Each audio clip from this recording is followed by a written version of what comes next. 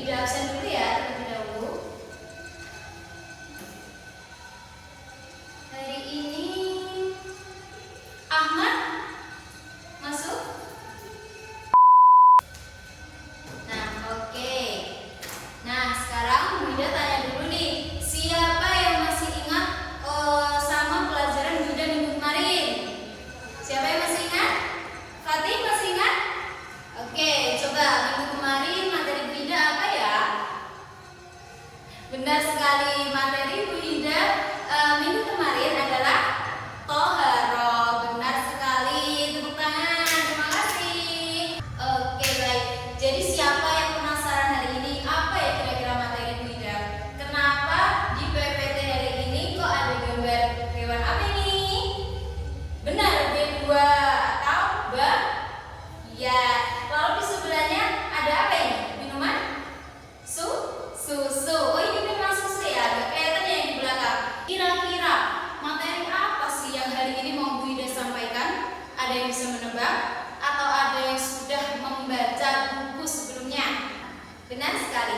Jadi materi Bu Ida hari ini adalah makanan halal dan haram. Nah, jadi kenapa sih Bu kita kok harus belajar tentang makanan halal dan haram?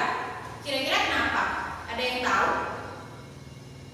Iya, benar sekali Tono, agar kita tidak salah dalam memilih makanan. Benar sekali, pintar semuanya murid-murid Bu Ida ini top. Kalian pasti di rumah sudah banyak searching ya, ataupun juga mungkin banyak baca-baca buku nih di luar, atau mungkin juga sudah banyak lewat di FYP kalian tentang pelajaran makanan halal dan haram. Ya benar.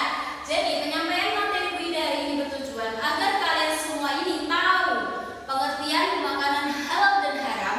Lalu juga kalian bisa nih tahu apa itu kriterianya yang halal seperti apa, yang halal seperti apa, dan juga diharapkan kalian semua bisa lebih selektif dalam memilih makanan mana yang haram dan makanan mana yang halal. Iya, benar sekali. Nah, dilihat di depan ya. Yang pertama kita akan membahas makanan halal dulu nih. Apa sih Bu makanan halal itu? Ada yang bisa menjawab? Oh, bakso Tono. Bakso itu contohnya. Tadi yang Wida tanyakan adalah apa sih pengertian dari makanan halal? Oke, kalau gitu Wida jelaskan dulu ya. Makanan halal adalah makanan yang dihalalkan untuk kita konsumsi menurut syariat Islam. Jadi halal ini berupa zatnya, lalu cara mengolahnya, dan juga cara memperolehnya. Itu ya.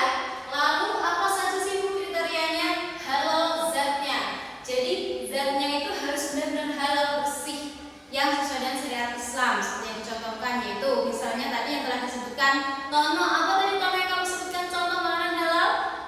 Ya benar, bakso. Tapi ada tapinya. Kita harus melihat juga bakso ini zatnya halal.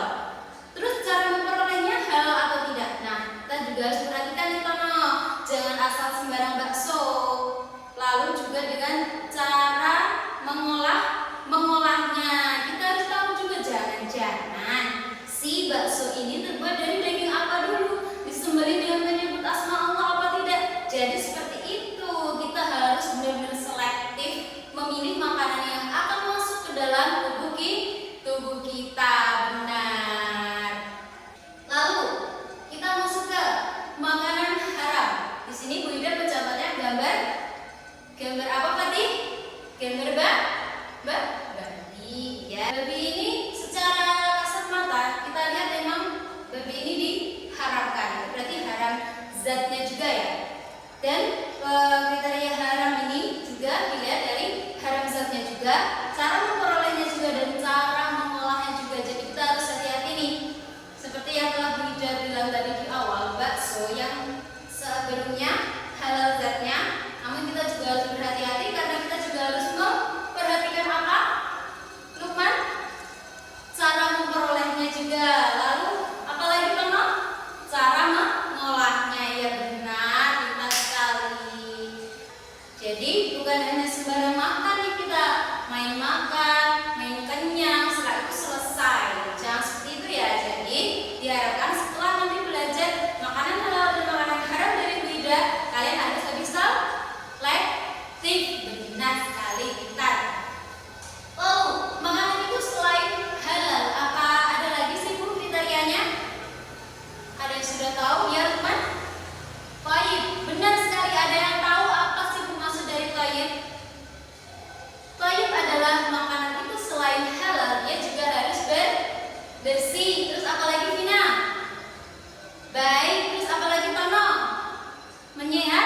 menyehatkan dan juga tidak merusak akal. Benar sekali Pintar, tidak merusak akal sehat. Memang ada makanan yang bisa merusak akal?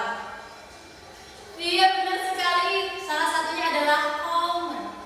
Benar sekali Pintar, pintar semua murid-murid Bu Ida. Pintar sekali, bagus sekali murid-muridnya Bu Ida. Top.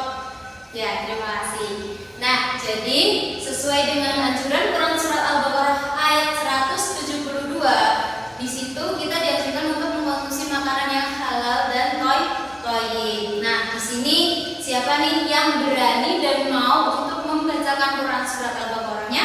Siapa? Fatih mau membacakan? Oke, silakan. Bagus sekali, pintar, pelafalannya bagus. Terima kasih sudah membacakan. Nah, seperti yang telah dibacakan teman kita Fatih tadi, di situ kita dianjurkan untuk mengkonsumsi selain makanan halal juga thayyib. Benar.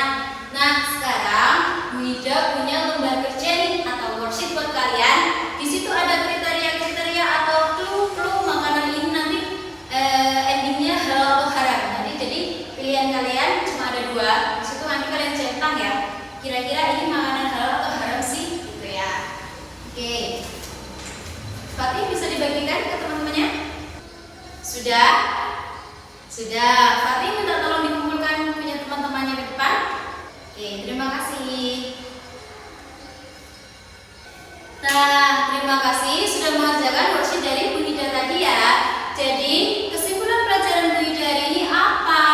Jadi, makanan yang kita konsumsi itu notabene itu dikategorikan ada makanan halal dan makanan haram.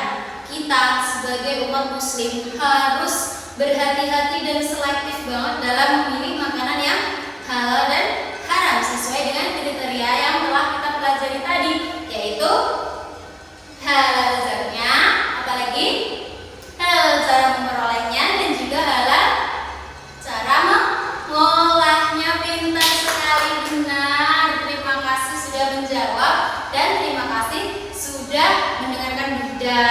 Kalau sudah paham, Bu Ida punya pertanyaan nih. Yang bisa angkat tangan ya. Makanan ini biasanya tampil bersih, bahkan di tempat-tempat elit disajikan dengan pramusaji yang mahir juga. Terus makanannya tidak kotor, ada kalanya berwarna, ada kalanya bening. Tetapi makanan atau minuman ini dapat merusak akal kita. Kira-kira minuman ini halal atau haram? Bisa? Benar sekali, minuman haram. Benar, tepuk tangan terpisah. Ya, terima kasih, bagus sekali sudah mau memperhatikan. Ada lagi yang mau ditanyakan? Iya, Tono silakan. Terima kasih, pertanyaannya sangat bagus. Bu Ida apresiasi. Terima kasih ya. Sudah paham semua? Kalau gitu kita tutup dulu pelajaran hari ini karena jamnya sudah mendekati waktu istirahat. Alhamdulillahirrahmanirrahim, pelajaran hari ini sudah selesai. Terima kasih anak-anak semua, kalian semua pintar. Terima kasih sudah memperhatikan Bu Ida dan semoga ilmu kita